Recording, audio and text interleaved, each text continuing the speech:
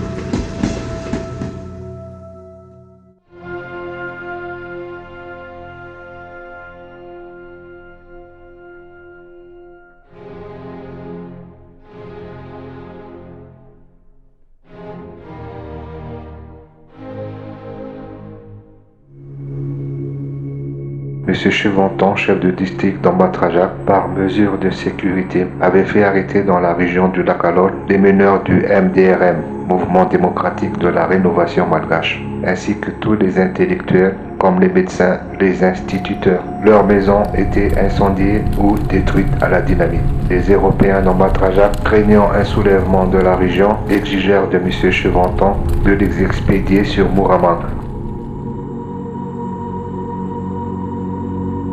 Une fois établie la liste des rebelles, on faisait l'appel de chacun et on les enfermait dans les cellules sombres et exiguës.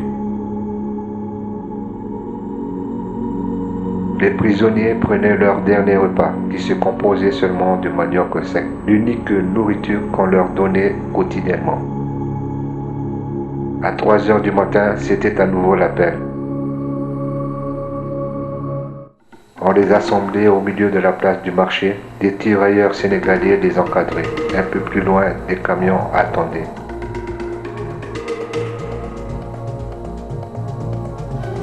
Les otages furent chargés sans aménagement dans les camions. Le jour commençait à se lever, les véhicules traversèrent la ville basse. Ils prirent la route de la haute ville en direction de la gare. Arrivés sur le lieu, une quinzaine de militaires les attendaient. Les otages furent transférés dans 3 wagons, affectés ordinairement au transport des élus. Une fois les otages étaient à l'intérieur, on plombait les portes, tandis que des soldats sénégalais en armes circulaient le long du quai. 6 heures du matin, le train s'ébranla et quitta Ambatrajak, direction Mooramang vers le sud. Le train faisait une halte dans chaque gare pour s'approvisionner en eau ou en bois pour la locomotive. Comme partout, des soldats étaient présents sur le long des quais.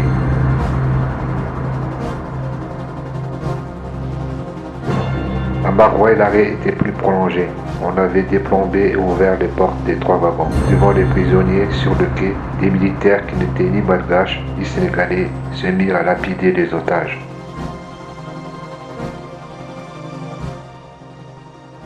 Le convoi s'ébranla de nouveau, toujours en direction du sud.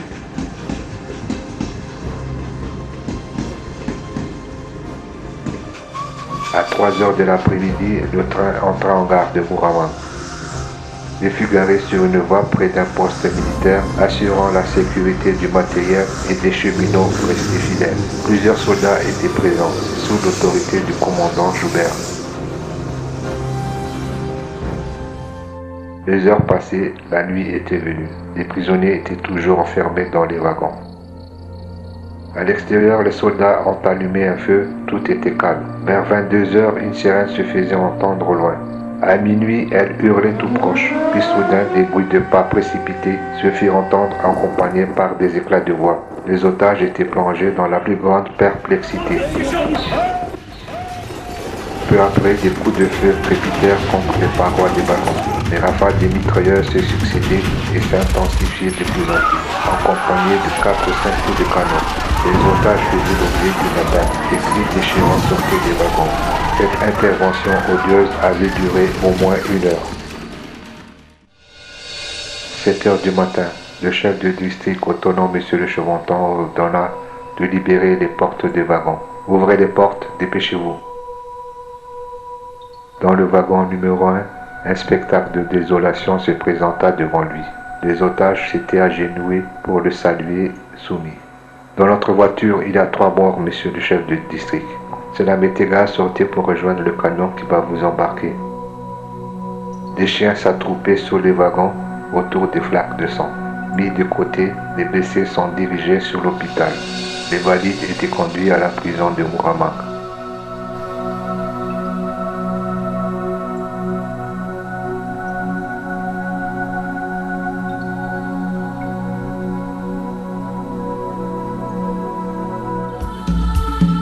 Des tortures et des brimades sont infligées aux otages, privés depuis le dimanche soir de nourriture et de boissons. Plusieurs meurent de faim ou de mauvais coups reçus, d'autres sont en proie de délire. Vers 15 heures, des prisonniers civils accompagnés de leurs gardiens apportaient de l'eau et de la soupe de riz. Tandis que les prisonniers distribuaient le repas, des soldats armés montaient la garde. À peine le repas fini qu'arrivaient 2 camions, d'où descendaient des hautes personnalités civiles et militaires. On obligeait aux otages de sortir 2 par 2, après les avoir ligotés avec des câbles. Puis on faisait un nouvel appel. La lettre que tenait la personne était datée le 8 mai 1947. Au bas de la lettre, la signature du général Casseville. N'attendant pas la fin de l'appel, un des otages se dégagea du rang et s'écria d'une voix de stentor. « Vive la France! Vive Monsieur le Président de la République française! Vive Monsieur le Chevanton, chef du district autonome d'Ambatraja! Vive Madagascar !» Et les autres reprenaient en chœur chacune de ces phrases. Rapidement, les otages reçurent l'ordre de monter dans un camion où ils sont entassés avec violence les uns sur les autres. Ils traversèrent la ville. Le camion s'en va par la petite route menant dans la forêt avoisinante et pénétra dans les bois. Quelques minutes de route, le camion arriva dans un clairière. Devant, des mottes de terre rouge fraîchement retournées, puis s'arrêta quelques instants plus tard. On les forçait brutalement à descendre. Certains reçurent des coups de crosse derrière la tête. Les otages étaient divisés en 3 groupes de 20, tandis qu'on coupait avec des tenailles le câble qui les liait. Le premier groupe était conduit le long d'une fosse préparée pour la circonstance. Puis on leur donna l'ordre de s'animer devant.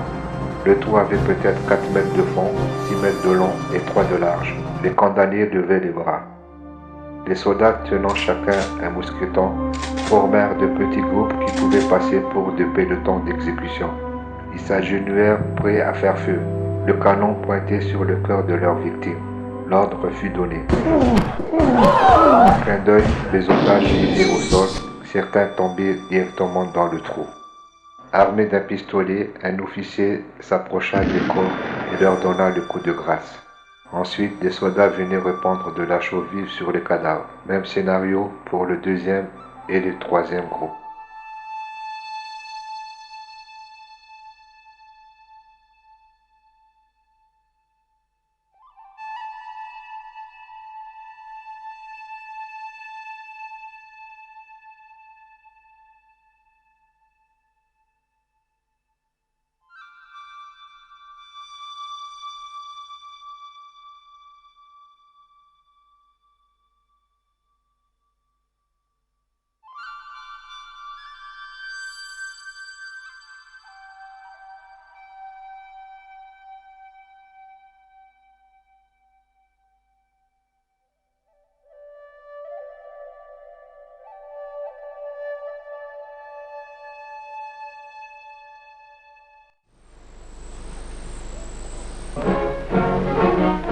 Nord est revenu dans la Grande Île et les unes après les autres, les fractions entraînées dans la rébellion ont fait leur soumission.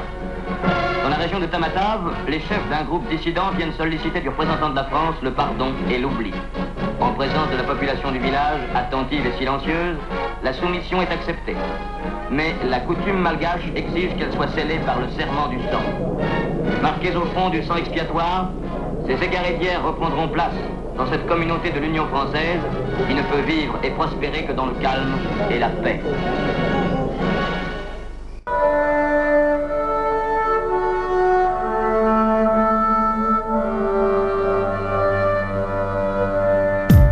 Conscience du caractère inacceptable des répressions engendrées par les dérives du système colonial. En 1947,